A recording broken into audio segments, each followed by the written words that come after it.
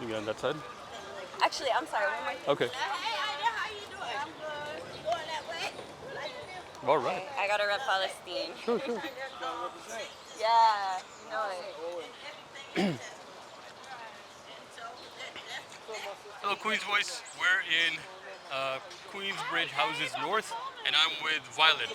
Hi, my name is Violet. I'm from Dare to Struggle, and we're out here in Queensbridge protesting the conditions in NYCHA. Queensbridge residents are dealing with lead, with mold, with crumbling walls, slop sinks. They're putting in tickets. The tickets don't get filled. And the way we see it is residents have to fight the city for years to get the repairs they deserve. Instead of putting all of that energy toward putting in tickets, emailing the mayor, emailing the press, people need to get together and fight together because that's the only way we're going to see real change. So we're out here, we're out in all 5 boroughs today, in one project in every borough. We're in Edenwald in the Bronx, Stapleton in Staten Island. We're in Reese in Manhattan, Queensbridge obviously, and Linden Houses in Brooklyn, trying to get residents from every project together to stand together, speak with one voice, and fight together so we can actually make something happen. Tell me a little bit about some of the horrible things that you might have seen or heard about, some of the atrocities or just bad things.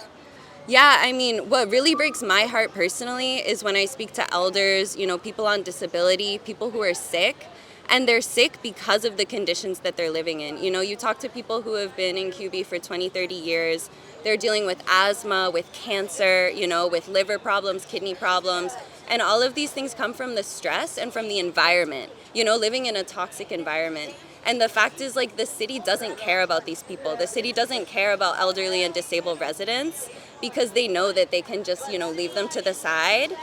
But to me, these are the people we need to be fighting for and with. Single mothers with small children who have asthma, who are living in apartments with asbestos. That's fucked up. I'm sorry. It's not right. And we need to fight back against it. And the other thing that breaks my heart is almost anyone in Queensbridge who you talk to, they say, oh, I'm trying to get out of here. But to me, it's people deserve to have dignified living conditions and to be able to stay where they are and stay in their community. They shouldn't have to go somewhere else to fight that, to find that. What sort of response time do you think exists here when you're dialing 911 or there's a health emergency or just some kind of... Tell me a little bit about that. Luckily, I've never been in that situation myself, but I know it's not good. I mean, the way I see the role of the police in Queensbridge is they bother the youth. They're kids who are minding their own business and the police roll up on them and bother them. I don't see anyone really trying to help people. And if they are, it's not enough because the fact is we're dealing with a system that wants public housing residents out. They don't care where they go, but they can't stay here because this is valuable real estate. And so there's, the services, they're not enough because they're not meant to actually help people and keep people in their homes. Now, obviously, you guys are here today. How long has this momentum built up before it came to this point where there's actually a protest? So we've been planning this protest in all 5 boroughs for about a month. Hi, how you doing?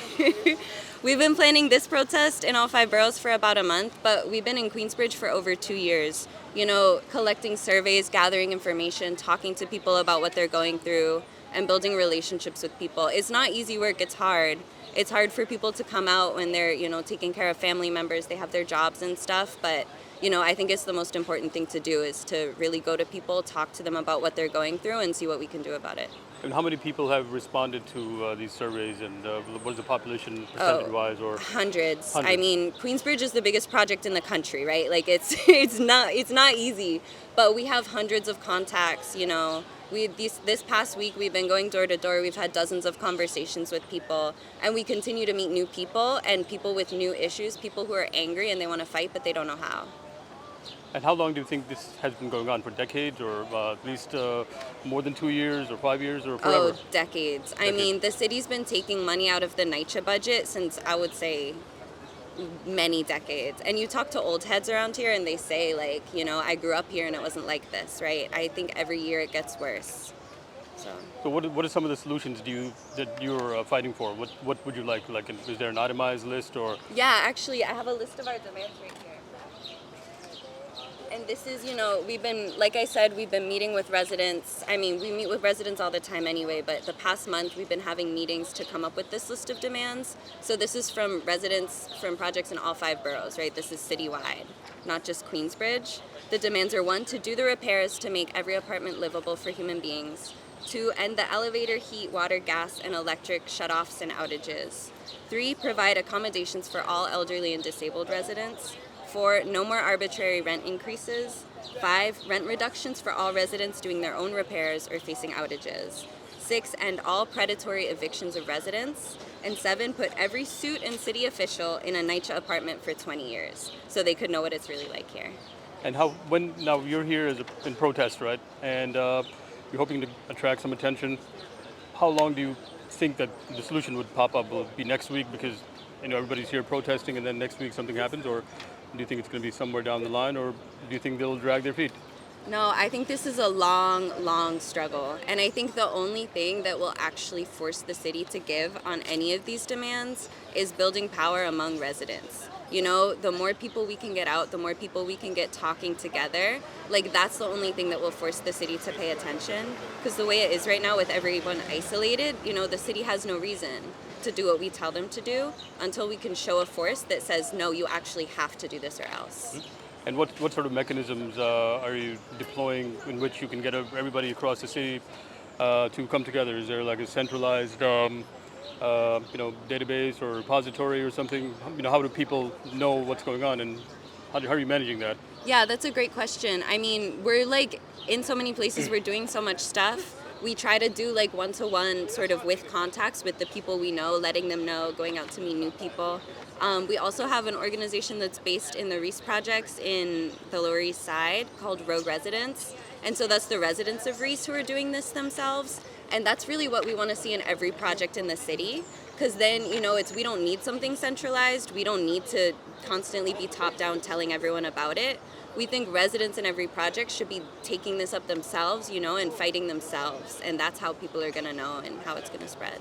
So how many let's say, residences are across the 5 boroughs? This is one. Mm-hmm. And so there are others. How many do you think there are in total? And so how many micro groups are you going to have everywhere? Well, there's 500,000 residents in all of the projects in New York City. So it's a big task, but that's exactly why we want to do it. This is a strong base of people who have a reason to fight for change. This is people going through some of the worst shit in the city in terms of living conditions in their houses, but also in terms of, having terrible jobs, not being able to get a job, police brutality, addiction, all of these issues. People have a stake in fighting to change it, and so that's why these are the people that we go to and that we try to organize with and struggle with. It's a lot. It's a big task, Sure. but it's worth it. If you had to tell the people in New York one message, what would that be? Dare to struggle, dare to win. All right, fantastic. All right, there you have it, folks. Thank you very much. Thank you so Violet. much for your time. Thank you. Thank you.